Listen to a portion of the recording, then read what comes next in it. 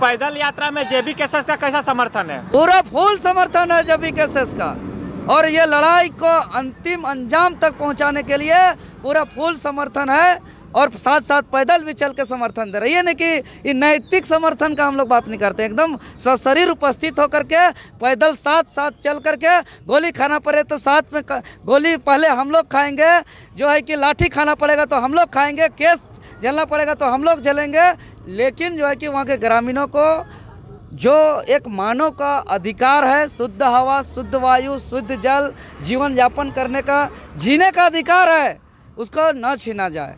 शांतिप्रिय का गांव था जहां पे बहुत आराम से, प्यार से, निरोगी से अपना जीवन यापन करते थे, जो आज सारा चीज़ छीन लिया गया।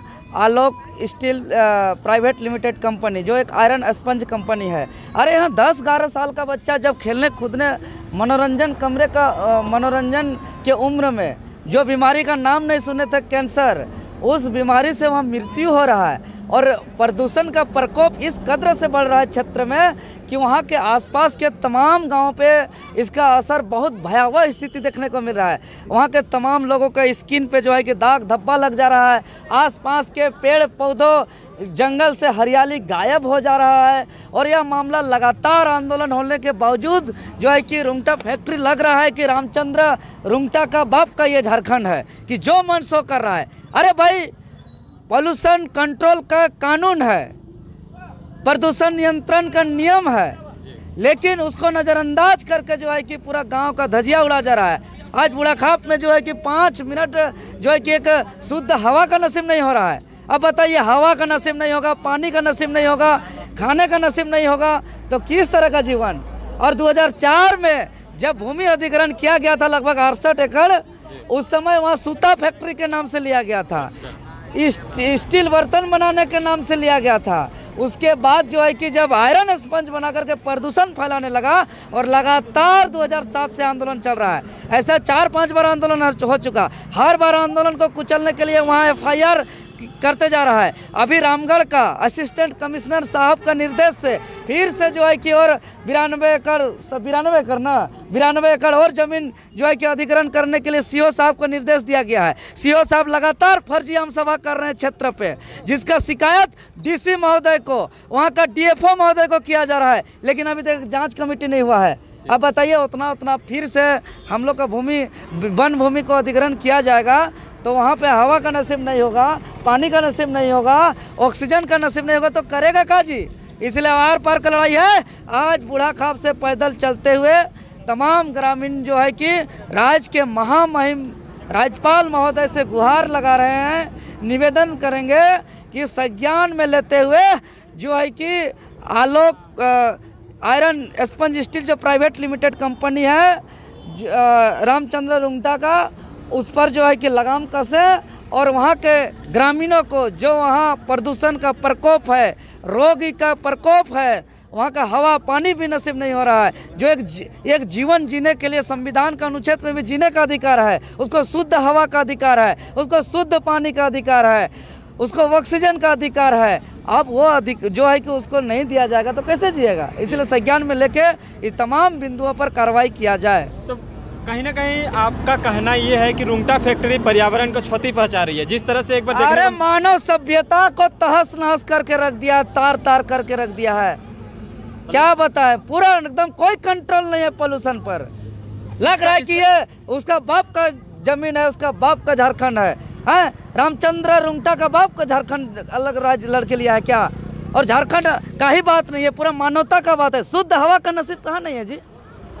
चला आदमी शुद्ध हवा के लिए, प्रदूषण फ्री के लिए तरह तरह का जो है कि बड़ा बातें किया जा रहा है, बड़ा योजना लाया जा रहा है। वायु को शुद्ध करने के लिए तरह तरह का जो है कि टेक्नोलॉजी लाया जा रहा है ताकि शुद्ध हवा का नसीब हो। और हम लोग का जो शुद्ध वातावरण है, शुद्ध हवा है, शुद्ध जल है, वो एरिया का शुद्ध वातावरण, जल, हवा, पानी को दूषित कर दे रहा है, बताइए। इसीलिए ये बहुत तार मानव सभ्यता को करके रख दिया है। 2 दिवसीय आंदोलन है, कैसे इसको करिएगा वहाँ तक ले जाकर? हम लोग चल रहे हैं, अभी तो हम लोग और माझी ब्लॉक चौक पहुँचने वाले हैं। ये चलते चलते हम लोग जो है कि लास्ट कहाँ तक है आपका? कल हम लोग पहुंचेंगे। आज हम लोग विकास में विश्राम करेंगे और कल महामहिम राज्यपाल महोदय से निवेदन करेंगे, गुहार लगाएंगे कि संज्ञान में लेते हुए तमाम ग्रामीणों का जो भी दुख है, तकलीफ है, दर्द है, पीड़ा है, इससे निजात दे करके जो शुद्ध हवा, शुद्ध पानी, शुद्ध भोजन, खुशहाल जीवन, हरियाली जीवन, खुशहाल वातावरण वहाँ जो है कि मुहैया कराया जाए। क्या लगता है कि इस फैक्ट्री को लेकर तमाम जो रामगढ़ वासी बहुत दिनों से लड़ाई लड़ रहे हैं, क्या लगता है इस बार आपका आंदोलन सफल होगा? बिल्कुल, अब तो होना ही होगा क्योंकि लंबा लड़ाई लड़ा जा रहा है। 2007 से लगातार आंदोलन हो रहा है। अभी कुछ दिन पहले जो है कि 11 मार्च इसी साल 2023 को हमारा 10-11 साल का अपना भाई को भी खोया है। उसका जो है कि अभी तक उसका जीवन सोचिए, 10-11 साल जब खेलने कूदने का समय होता है, वो 10-11 साल का बच्चा पढ़ाई में इतना सिंसियर था कि वो किसी राज्य का डीजीपी भी बन सकता था, वो कहीं का जो है कि मंत्री भी बन सकता था, आगे जाकर प्रधानमंत्री, राष्ट्रपति भी बन सकता था, बड़ा डॉक्टर, इंजीनियर, कुछ भी बन सकता था जी। उससे उसको छीन लिया गया हमारे क्षेत्र से। आज उसका माँ बाप को ये कंपनी, ना ये सरकार, ना प्रशासन कोई पूछने तक नहीं गया है। मानवता के नाते हाल चाल तक नहीं पूछा है, मुआवजा तो दूर की बात। और जो उसके न्याय को लेकर के जो सड़क पर उतरे थे, टाइगर जयराम जी भी आए थे, उसके नाम पर भी FIR किया गया।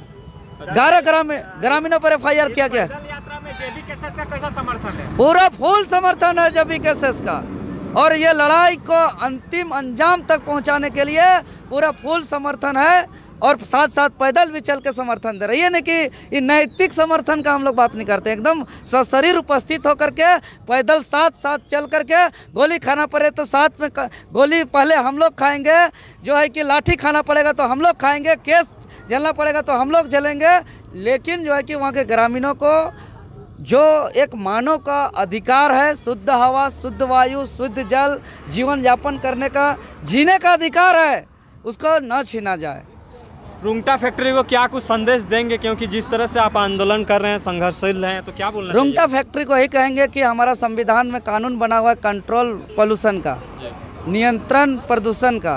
कई जगह हम लोग कोई विकास का विरोधी नहीं है, और भी स्टेट पे जो है कि बहुत सारा इंडस्ट्री फैक्ट्री चलता है, लेकिन वहाँ उस कंपनी, वो इंडस्ट्री आसपास में बेहतर शिक्षा मुहैया करता है, बेहतर लाइट व्यवस्था करता है, साफ सफाई पर ध्यान रखता है, सुंदरीकरण करता है, स्थानीय लोगों को रोजगार देता है, वहाँ के स्थानीय लोगों का बच्चा का बेहतर शिक्षा के लिए अपने स्तर से पहल करता है, स्कूल खोलता है।